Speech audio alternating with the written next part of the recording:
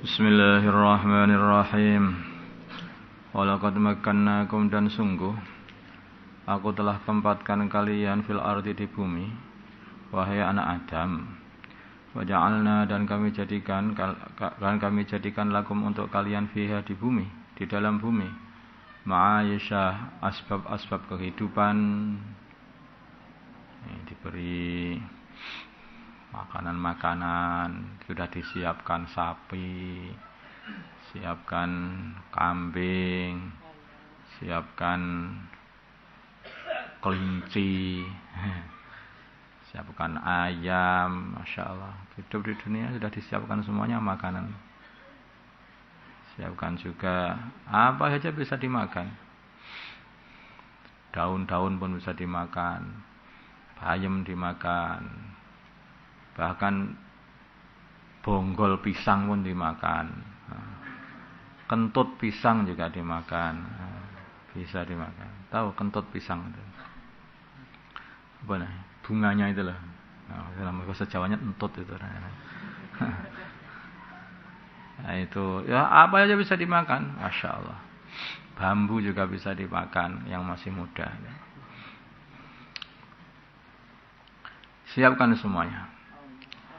Qalilan ma, sedikit sekali, ma itu litakidil killah, untuk menguatkan sedikit sekali, artinya dengannya sedikit sekali. Tashkuruna, kalian semua syukur.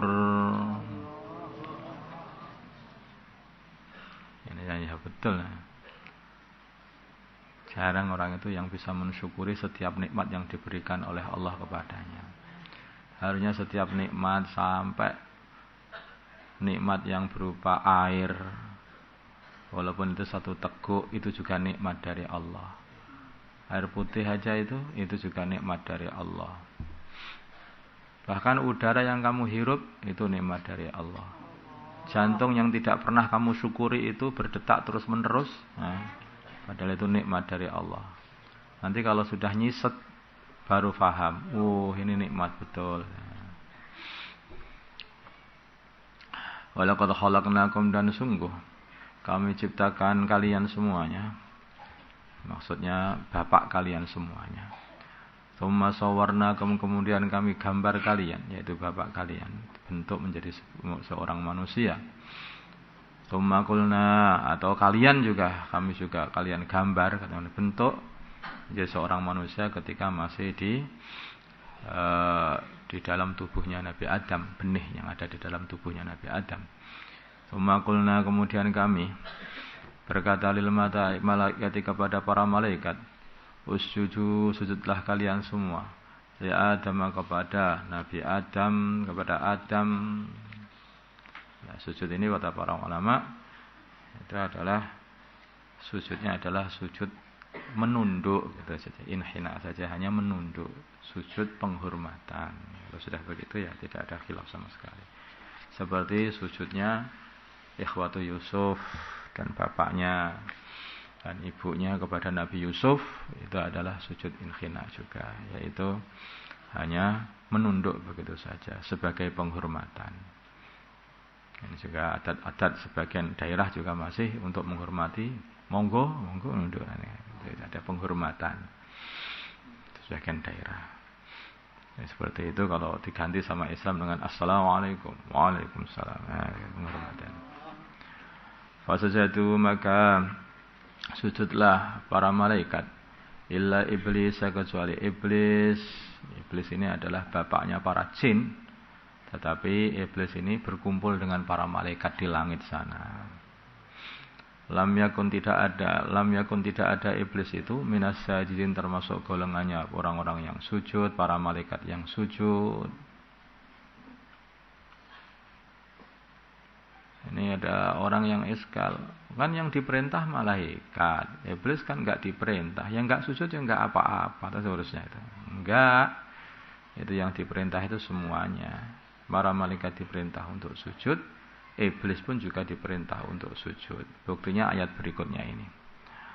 Qala, berfirman Allah, ma, apakah manakah yang mencegahmu iblis, Allah tasjuda, sungguhnya kamu tidak sujud kepada Adam, Idza amartuka ketika aku perintah kamu untuk bersujud kepada Adam. Nah, memang iblis memang diperintah untuk sujud kepada Nabi Adam.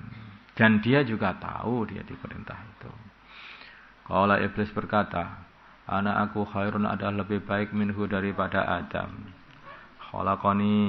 Khalaqtani engkau telah menciptakan aku min narin dari api wa khalaqtahu dan engkau telah menciptakan Adam min tinin dari tanah liat.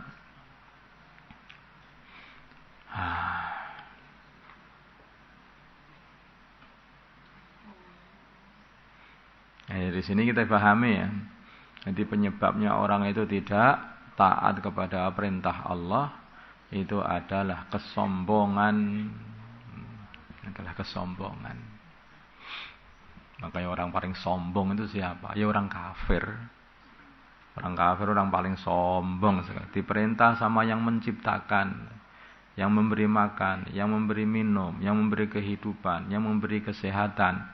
Diperintah untuk sholat 5 waktu, untuk beriman, untuk mengucapkan kalimat syahadat.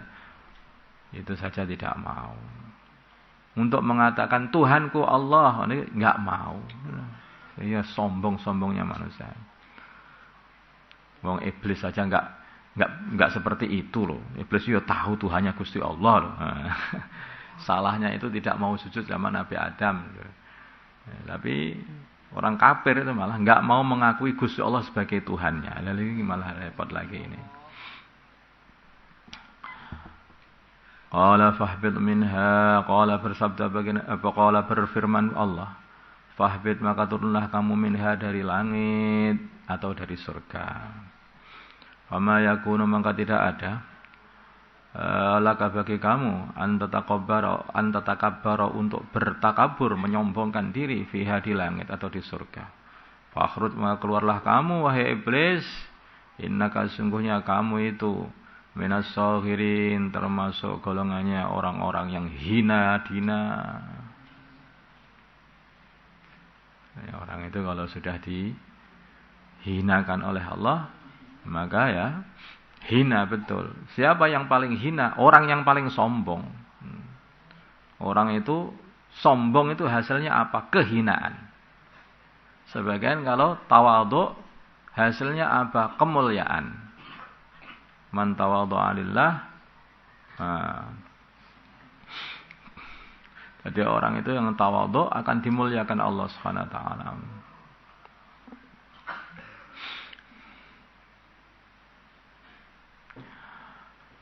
Innaka minas saghirin, kamu orang yang hina. Karena kamu sombong malah jadi hina. Nabi Adam meneng aja malah dimuliakan.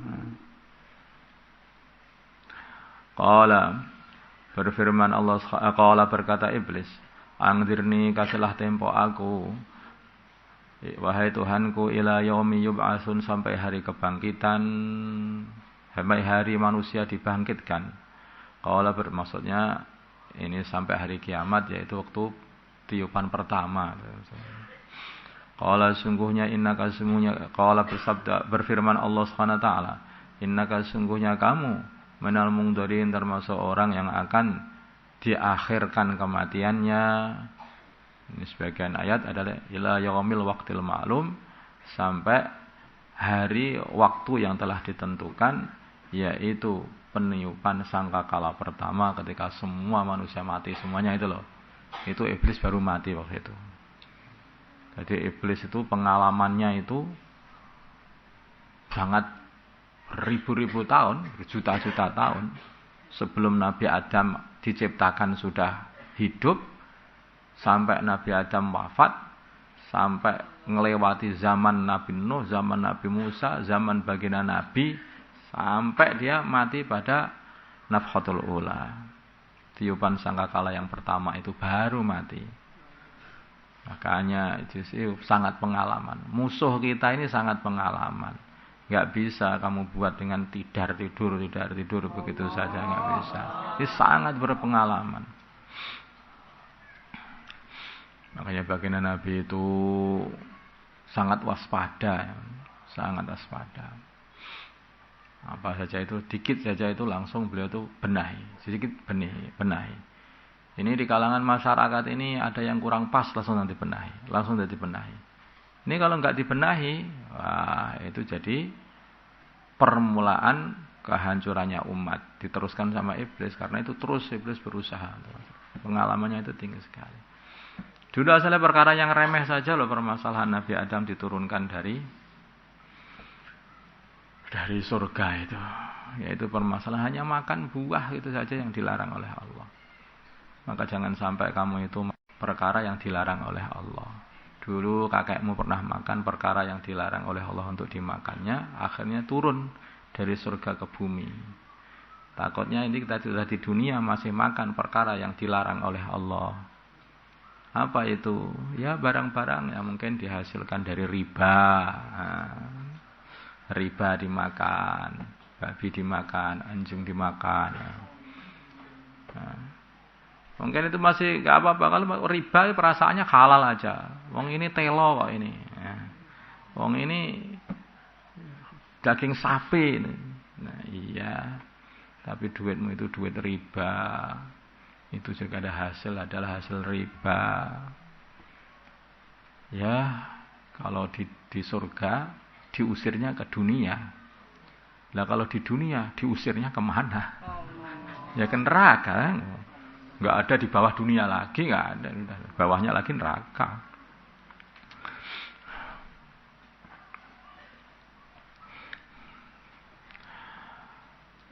Qala berkata iblis, fabima aghwaytani, maka sebab melewati batasmu kepada aku. Maksudnya itu ya pengusirannya Allah kepada iblis itulah.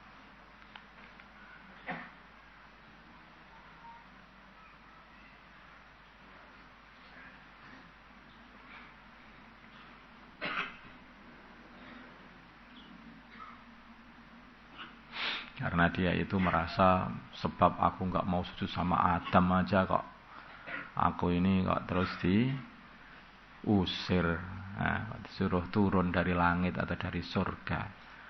Oh kalau begitu awas nanti anak-anaknya Adam, gitu. Jadi kadang-kadang orang itu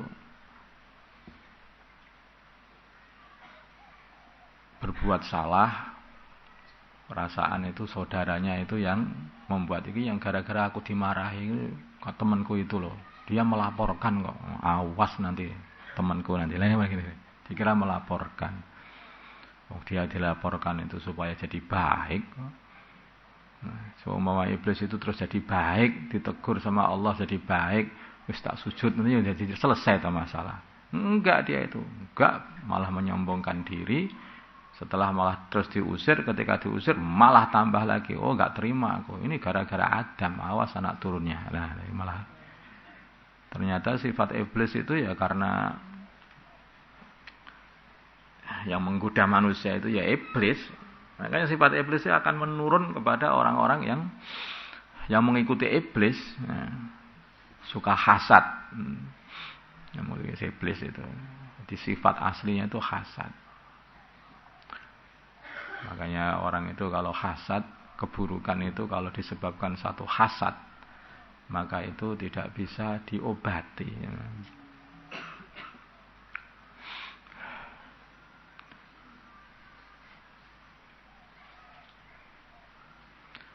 Kullu adawatin qad turja mawaddatuhu illa adawatu man adaka min hasadi. Setiap permusuhan itu masih bisa diharapkan jadi baiknya. Tetapi kalau permusuhan yang dibuat oleh seseorang yang memusuhi kamu dikarenakan hasad sama kamu, susah itu untuk diobati. Iblis ini nggak kapok-kapok, diobati nggak kena ini.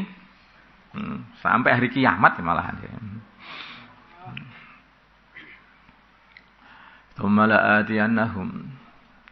Kemudian belum. Fabima aghwaytani, maka sebab engkau melewati batas kepada aku, mengusirku maksudnya. La'udanna lahum, sungguh aku akan sungguh aku akan duduk lahum untuk mereka. Siratal mustaqim, pada jalanmu al-mustaqim yang lurus. Aku cegati mereka nanti di jalanmu yang lurus itu supaya enggak mau melewati jalan itu. Belok sana, jangan di sini, belok sana, belok sini. Nah. Seperti ini tengah-tengah mondok, keluar sana, jalur sana, jalur timur, ke timur terus. Itu ternyata itu yang ngabani itu iblis itu setan itu yang ngabani.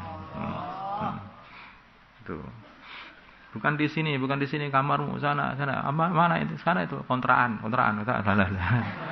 Buyar semuanya akhirnya. Ternyata setan yang membuat itu. Jadi dibelokkan dari jalan yang lurus. Kemudian aku datangi mereka min baini aidihim, dari depan mereka, wa min khalfihim, dan dari belakang mereka, wa an aimanihim, dan dari kanan mereka, wa an syama'ilihim, dari bagian-bagian kanan mereka, wa an syama'ilihim, dan bagian-bagian kiri mereka. Kok atas enggak ada? Oh enggak. Kata Abdullah bin Abbas, iblis tidak mampu untuk nyegati dari atas. Karena kalau orang itu masih mau melihat atas, artinya menengadahkan tangannya untuk minta rahmatnya Allah, akan terus dikasih rahmat oleh Allah Subhanahu wa taala. Akan terus dikasih rahmat, dikasih hidayah. Jadi sebetulnya bisanya iblis itu hanya menyegati dari depan, belakang, kanan, kiri aja. Kalau dari atas nggak bisa. Maka orang itu kalau zikir selalu berhubungan dengan Allah, nggak bisa dicegati. Wong yang bimbing Allah terus. Dibimbing terus. Seperti boneka yang digerakkan dengan tali-tali yang dari atas itu. Ya kan?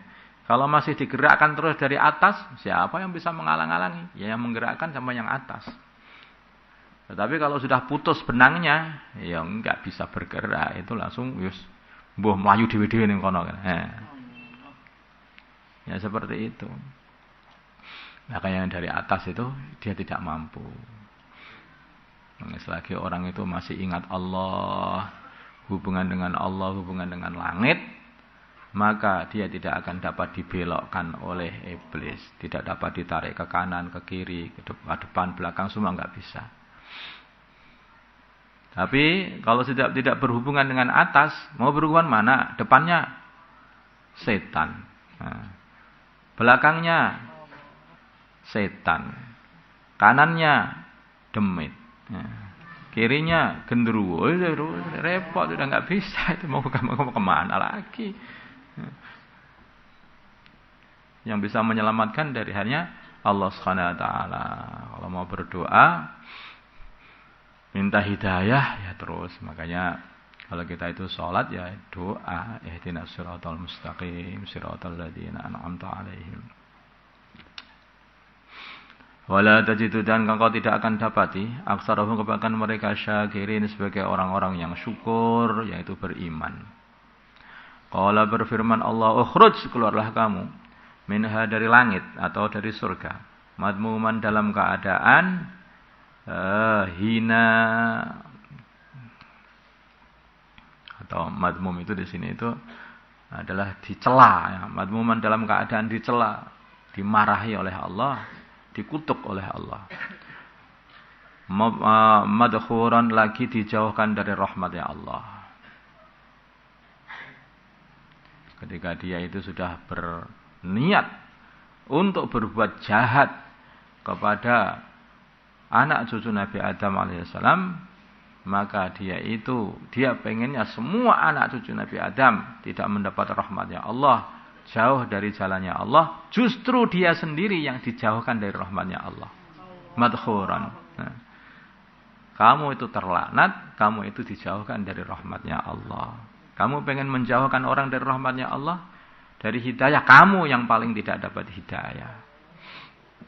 Laman sungguh orang tabi'aka yang mengikutimu minhum, dari anak Adam, la amla'anna, dari para manusia itu anak Adam, la amla'anna, sungguh aku akan penuhi jahannam minkum, dari kalian, minkum ajmain, dari kalian semuanya. Ini kalau orang itu pengen baik kepada saudara Islamnya, justru dia itu juga akan mendapatkan kebaikan seperti yang dia niatkan untuk saudara Islamnya. Makanya kalau orang itu suka bantu, sungkan bantu saudara Islamnya. Teman-temanku tak bantu kabeh ben dadi wong sugih. Engko malah sugih dhewe malahan. Tapi kalau orang itu pelit, jangan sampai sugih orang-orang lain. Dia yang paling melarat malah sebenarnya. Bahkan walaupun dia itu banyak uang, tapi dia yang paling melarat. Lah kok bisa begitu? Iya. Dia itu tidak punya uang, tapi hanya penunggu uang. Karena tidak pernah mengeluarkan uang dan tidak pernah memanfaatkan uang dan tidak pernah mendapatkan manfaat dari uang itu sendiri. Dia kumpulkan, terus ditunggu saja gitu. Namanya itu satpam uang. Hanya itu aja, nggak bisa kaya, melarat terus, nggak bisa. Dengan orang iman, hartanya itu banyak melimpah, disimpan di khazanahnya Allah Subhanahu wa taala. Tidak perlu dimasukkan bank, itu enggak perlu. Jadi simpan sana. Memang kamu punya, mana? Mesti tak simpan di khazanahnya Allah. Lah aku punya bis banyak, mobil banyak. Kamu apa punya? Punya, nah apa? Itu semua punyaku. Lah kok bisa? Lah aku ikut Gusti Allah, semuanya punyanya Gusti Allah, aku punya aku semua. Udah enak gitu.